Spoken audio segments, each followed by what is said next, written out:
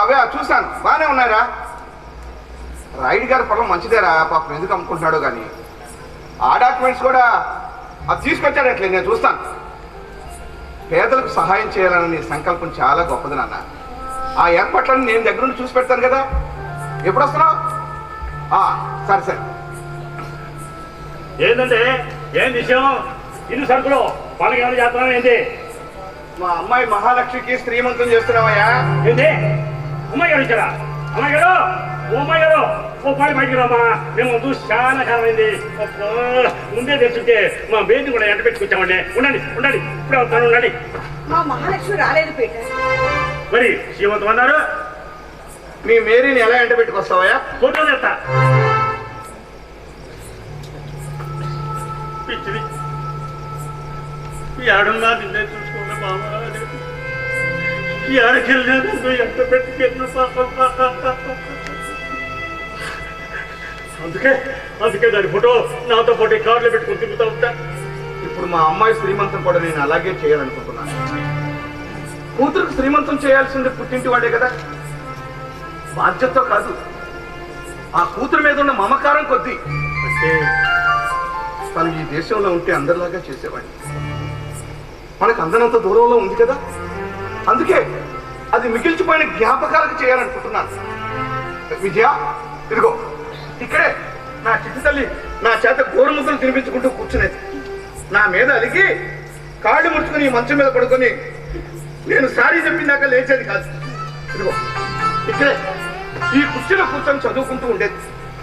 పరీక్షలప్పుడు చదువుతూ పులికి పట్టు తీస్తుంటే తను తీసుకొచ్చిన టీని ఇక్కడుండి తాపేవాడిని. ఇదిగో నా చిట్టుతల్లి యూనివర్సిటీలో సాధించిన గోల్డ్ మెడల్, మా అమ్మ నవ్వుతూ దిగిన ఫోటో, ఇన్ని జ్ఞాపకాలు నా కోసం తను మిగిల్చి పెడితే నేను తనకి ఏమిచ్చాను? నీ ముఖం నాకు చూపించొద్దు, నాతో మాట్లాడొద్దు అన్నాడు. మాస్టారు, ఇంత అభిమానాన్ని గుండెల్లో దాచుకున్న మీరు అమ్మాయి గారిని ఎందుకు వెళ్ళేశారయ్యా? నేను తను ఒక తండ్రిలా కాకుండా స్నేహితుడిలా చూశాను, అది నన్ను స్నేహితుడిలా కాకుండా తండ్రిలా చూస్తుంది.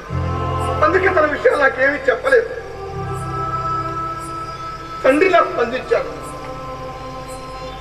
ఇంతకాలం మీరు అనుకుంటున్నట్లు నేను దానికి శిక్ష వేయలేదు, ఆ శిక్ష నేను అనుభవిస్తున్నాను.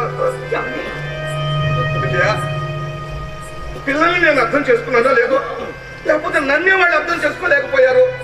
జరిగింది ఏదో జరిగిపోయింది. తన ప్రేమ విషయం నాతో చెప్పున్నట్లయితే నేను ఆలోచించేవాడు కాదా? బాధపడకండయ్యా, ఆ ప్రభువు మంచోళ్ళకు మంచి చేస్తాడు, చెడ్డోళ్ళు కూడా మంచి మార్గంలో పెడతాడు. ఎప్పటికైనా మీకు మంచి జరిగింది, ఆ నమ్మకం నాకుందమ్మా, నాకుంది. నీ నోటి పుణ్యం అని అలా జరిగితే నీ పేరే చెప్పుకుంటాం పేట. అమ్మా, ఆ ప్రభువు చేతిలో గొర్రె పిల్ల ఎందుకుంటుందో తెలుసా? గొర్రెలంటే మనుషులు. దారి తప్పుతున్న గొర్రెల్ని ఆ తండ్రి ప్రేమగా దగ్గరికి తీసుకొని సరైన మార్గంలో పెడతాడంటానికి గుర్తు. ఆ ప్రేమ తప్ప ఆయన దగ్గర ఇంకేమీ లేదమ్మా. ఆ ప్రభు ఆశీస్సులు మీకు ఎప్పుడూ ఉంటాయి. మీకు మంచిగా జరిగిందమ్మా, మంచిగా జరిగింది. పీటర్ మాటలతో మనస్సు తేలికైపోయింది. అందుకే అంటారు, సజ్జనుల సాంగత్యంలో అంతులేని ఆనందం దొరుకుతుంది అని. సరే కానీ మాస్టారు, అందుకే అమ్మాయి గారు గర్భవతని మీకు కూడా చెప్పారు. ఇప్పుడు ఆ విషయాలను ఎందుకు? అదేనయ్యా, మన రామారావు కూతురు వనజలేదు, ఆ అమ్మాయి ఫోన్ చేసి చెప్పిందంట మా అమ్మాయి. అవునవును అవును, ఆ రామారావు చెవుడు వచ్చి 4 నెలల క్రితమే ఆ ఫోన్ తీసిచ్చాడు కదా, వాళ్ళ ఇంట్లో సెల్ ఫోన్ కూడా లేదు.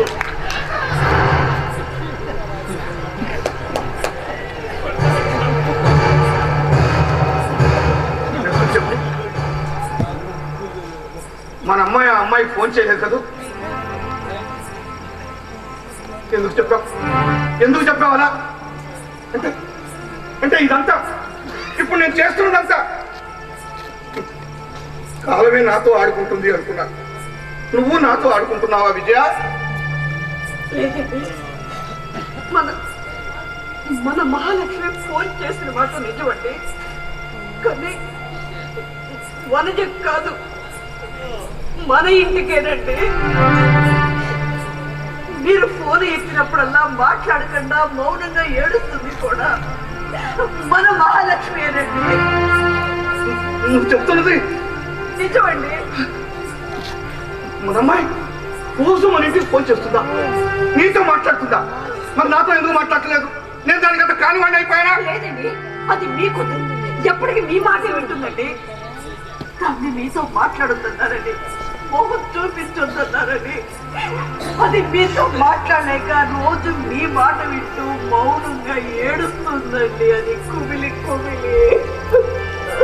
తండ్రిగా తన భవిష్యత్తు గురించి ఎన్నో కలలు కన్నాను. అవి ఎలా నిజాలు చేసుకోవాలో వివరించి చెప్పాను. ఆనాడు అది మాట్లాడుతున్న ఒక్కొక్క మాట ఒక్కొక్క తూటాల నా గుండెల్ని చిత్తం చేస్తుంటే తట్టుకోలేక నీ ముఖం నాకు చూపించొద్దు, నాతో మాట్లాడొద్దు అన్నాడు. ఇంతకాలం నేను శిక్ష అనుభవిస్తున్నాను అనుకున్నాను. ఆ శిక్ష నా కూతురు కూడా అనుభవిస్తుందని ఇప్పుడే నాకు తెలిసింది. ఫోన్ చేయవే, నా చిట్టుకి ఫోన్ చేయవే, దాంతో మాట్లాడాలి. ఫోన్ చేయవే. లేదండి, నాకు నెంబర్ తెలియదండి. 2 రోజులకు ఒకసారి తనే ఫోన్ చేస్తుందండి. విజయ, నా బ్యాగ్ లో పట్టు చేరుతుంది, గాజులు కూడా ఉన్నాయి, చలివిడి కూడా ఉంది. చూడు బిడ్డ, ఆ కుర్చీ తీసుకొచ్చి ఇక్కడ వెయ్యి.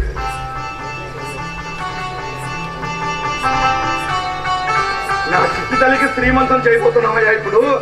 పెట్టు.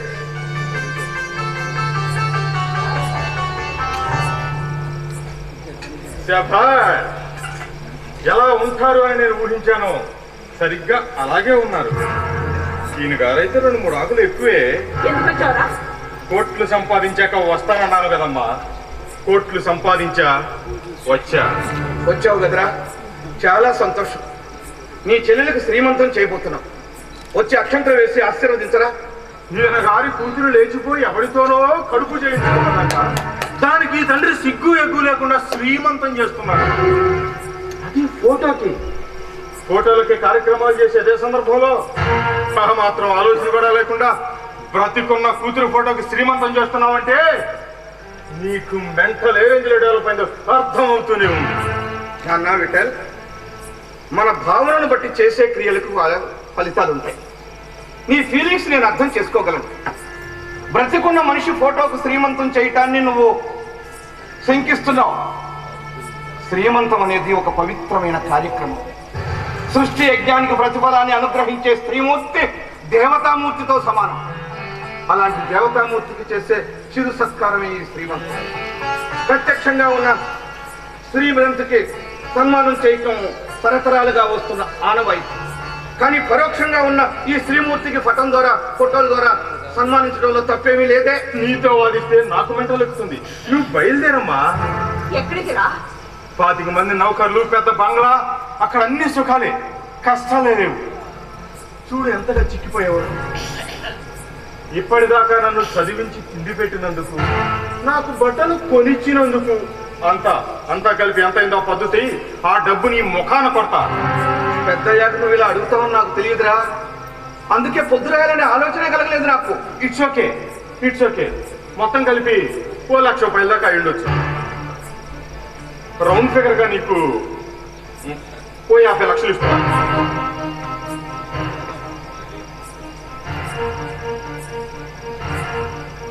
ఇదిగో చెక్. నీకు ఇంకో బంపర్ ఆఫర్ కూడా ఉంది. నీ ఆస్తి మొత్తం నువ్వే ఉంచుకోవచ్చు. నాకు అస్సలు వాటా ఇవ్వక్కర్లేదు. నువ్వు పదమ్మా. ఇంత డబ్బు ఎలా సంపాదించావురా? మెట్టు ఎక్కి పైకి వచ్చే వ్యాపారాలు కొన్ని ఉంటాయి. రాత్రికి రాత్రే కోట్లకు పడగలెత్తే వ్యాపారాలు ఇంకొన్ని ఉంటాయి. నాది 2వ దారి. అమ్మ మీతో ఉండదు, నాతో వచ్చేస్తుంది. లీగల్ గా మీకు రావాల్సిన డైవర్స్ నోటీస్ పంపిస్తాను. సంతకాలు పెట్టండి. కోర్టులో కలుసుకుందాం. విడిపోయే ఇద్దరిని కలపాలని చూస్తారు ఎవరైనా.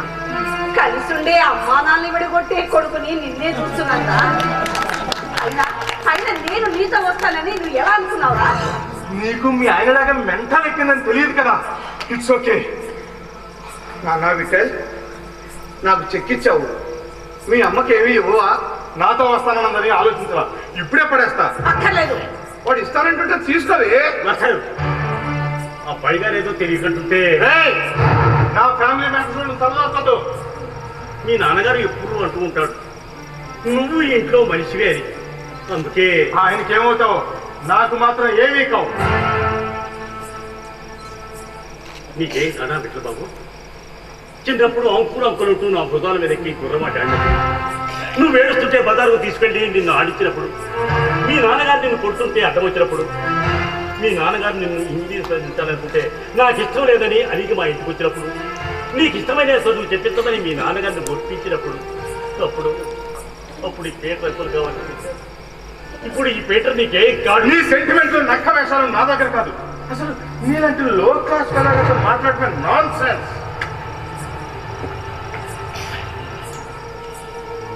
ఇదిగో మచ్చే తీసుకో, అవతల నాకు చాలా పనులు ఉన్నాయి. బ్లాంక్ చెక్ ఎందుకురా? ఎంతో కొంత వేసి ఉన్నానా? చూడండి, అమ్మ మీలా నా అవసరాలు తూతూ మంత్రంగా చూడలేదు. అమ్మ, ఎన్నోసార్లు నీ దగ్గర డబ్బులు తీసుకున్నాను, నువ్వు కూడా నాకు కొన్ని సేవలు చేశావు. వాటన్నిటికీ లెక్క కట్టే ఓ 10 లక్షల దాకా అయి ఉండొచ్చు. అన్నింటికీ మించి చిన్నప్పటి నుంచి నాన్నని నా వైపు నుంచి గెలుస్తూ వచ్చావు. అందుకే ఈ బ్లాంక్ చెక్. విఠల్ బాబు తొందరపడుతున్నారయ్యా. ప్రపంచంలో డబ్బు పోసి అమ్మ తనాన్ని కొనేవాళ్ళు ఉన్నారేమో కానీ అమ్మ ప్రేమను కొనేవాళ్ళు లేరయ్యా. ఒక ఇల్లిటరేట్ కూడా నాకు నీతులు చెప్పేవాడయ్యాడా? You bastard! అతన్ని నిన్ను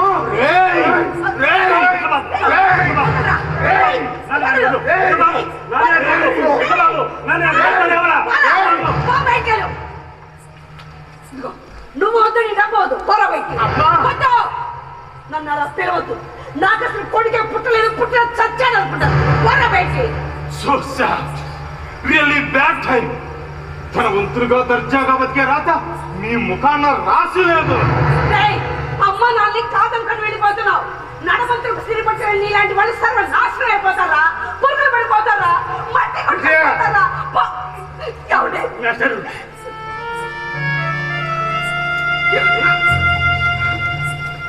తప్పు చేశానండి, తప్పు చేశాను.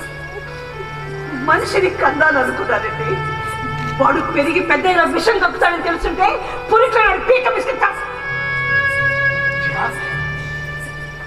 పిల్లల్ని మనం ఆశీర్వదించాలి కానీ శిక్షించకూడదు. అయితే మా దౌర్భాగ్యానికి ఇలాంటి కొడుకుని కన్నా నీకు జరిగిన అవమానానికి నన్ను పెద్ద మనసుతో మాట్లాడి ఏ తల్లిదండ్రులైనా వాళ్ళ బిడ్డలు గొప్పగా ఉండాలనే కోరుకుంటాను. మేము అలాగే కోరుకుంటాం. కానీ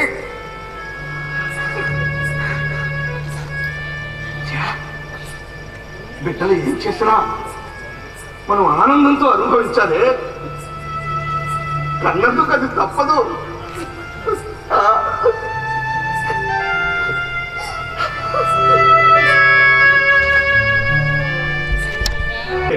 మొత్తం కలిపి 1 లక్ష రూపాయల దాకా అయి ఉండొచ్చు. రౌండ్ ఫిగర్ గా నీకు 50 లక్షలు ఇస్తున్నాను.